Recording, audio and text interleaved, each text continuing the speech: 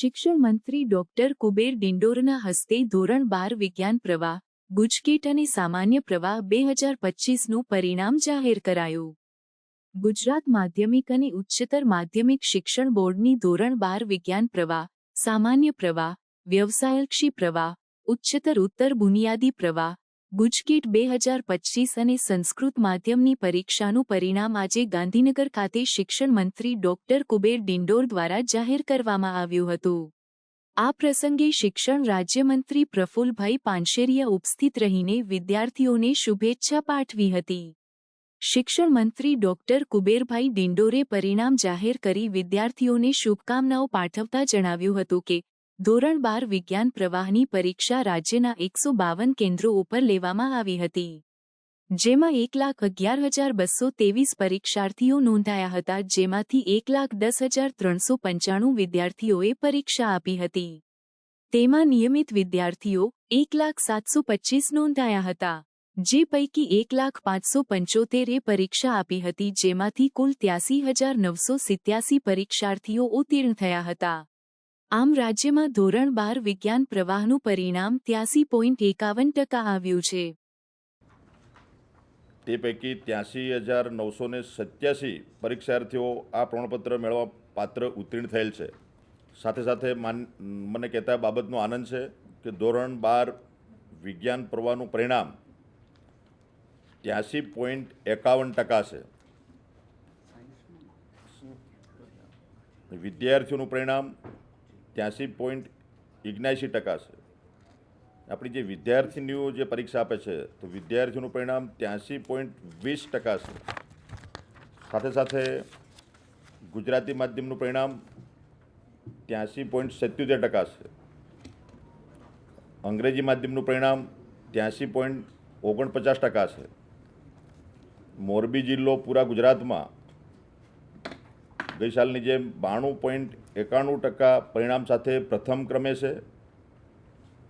દાહોદ જિલ્લો 59.15% પરિણામ સાથે છેલ્લા ક્રમે રહે છે. અને આપણે ગુજરાતમાં જે 152 કેન્દ્રો હતા વિજ્ઞાન પ્રવાહના, એમાં જે કેન્દ્રો વાઇઝ આપણે જોઈએ તો ગોંડલ કેન્દ્ર 96.60% પરિણામ સાથે પ્રથમ ક્રમે છે અને દાહોદ કેન્દ્ર 54.48% પરિણામ સાથે છેલ્લા ક્રમે છે. આપણે જે ગ્રુપ વાઇઝ એક્ઝામ જે વિદ્યાર્થીઓ આપતા હોય છે એમાં એ ગ્રુપનું પરિણામ 91.90% છે. સાથે સાથે બી ગ્રુપનું પરિણામ 78.74% છે. સાથે સાથે ગુજરાત માધ્યમિક અને ઉત્તર માધ્યમિક શિક્ષણ બોર્ડ ગાંધીનગર દ્વારા આપણી જે સામાન્ય પ્રવાહની પણ એક્ઝામ આપણે લીધી હતી, તો ધોરણ 12 સામાન્ય પ્રવાહ પરીક્ષાના પરિણામમાં પણ અગત્યની બાબત છે હું આપની સમક્ષ પ્રસ્તુત કરું છું. ધોરણ 12 સામાન્ય પ્રવાહમાં ચાલુ વર્ષે કુલ 516 કેન્દ્રો હતા.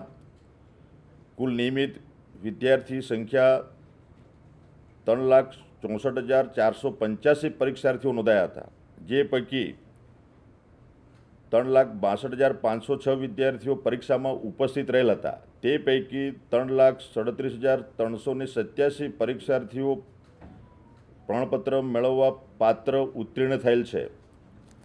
ધોરણ 12 સામાન્ય પ્રવાહનું પરિણામ 93.7% છે, જેમાં વિદ્યાર્થીઓનું પરિણામ છે 90.78% છે અને વિદ્યાર્થીનીઓનું પરિણામ છે 95.23% છે. જેમાં આપણે માધ્યમ હોય છે એમાં માધ્યમમાં ગુજરાતી માધ્યમનું પરિણામ 93.7% છે અને અંગ્રેજી માધ્યમનું પરિણામ 93.97% છે. સાથે સાથે પૂરા ગુજરાતમાં પ્રથમ ક્રમે આપણે જોઈએ તો બનાસકાંઠા જિલ્લો 97.20% પરિણામ સાથે પ્રથમ ક્રમે રહે છે અને વડોદરા જિલ્લો સામાન્ય પ્રવાહમાં 87.77% પરિણામ સાથે છેલ્લા ક્રમે રહે છે. આપણે જે કેન્દ્રો વાઇઝ જે આપણે જોઈએ તો 100% પરિણામ મેળવનારા જે કેન્દ્રો છે પૂરા ગુજરાતમાં, એમાં સમરેડા, વાગંદ્રા, ચંદ્રાલા, છાલા, લીંબોદરા અને મીઠાપુર કેન્દ્રો 100% પરિણામ સાથે પ્રથમ ક્રમે રહેશે અને ખાવડા કેન્દ્ર જે 52.56% પરિણામ સાથે છેલ્લા ક્રમે રહેશે. અને આ પરિણામ અમે આજે જાહેર કરીએ છીએ અને અમારા તમામ કર્મચારી મિત્રો, અમારા નિરીક્ષક અને પરીક્ષક અને અમારું બોર્ડ તમામ અધિકારી મિત્રો જે સમયની સાથે ચાલીને જે સરસ પરિણામ આપણે વિદ્યાર્થી મિત્રોને આપ્યું છે, તમામને જે આ ઉત્તીર્ણ થનાર તમામ વિદ્યાર્થી મિત્રોને વિભાગ વતી માનનીય મુખ્યમંત્રી ભૂપેન્દ્રભાઈ પટેલ તરફથી આપને ઢેર સારી શુભકામના પાઠવું છું. અને તેમ છતાં વિદ્યાર્થી મિત્રોને જે કે નાનો મોટો સંશય હોય, કેટલાક વિદ્યાર્થીઓ ફેલ થયા હોય, જેમને મેરિટ પોતાની રીતે એમ થતું હોય કે મારે મેરિટ ઓછું આવ્યું છે, તો એના માટે આપણા ગુજરાત સેકન્ડરી અને હાયર સેકન્ડરી એજ્યુકેશન બોર્ડ તરફથી આપણી સરસ વ્યવસ્થા 2 વર્ષથી આપણે કરી છે. ચાલુ વર્ષે આપણે તમામ સાયન્સ અને સામાન્ય પ્રવાહના તમામ વિદ્યાર્થીઓ માટે બેસ્ટ ઓફ 2 ની આપણી વ્યવસ્થા કરી છે. એટલે કેટલાક વિદ્યાર્થીઓને કદાચ મેરિટ ઓછું આવ્યું હોય તો ફરીથી એક્ઝામ તમામ પેપરોની તમામ વિષયોની આપવી હોય તો આપી શકશે.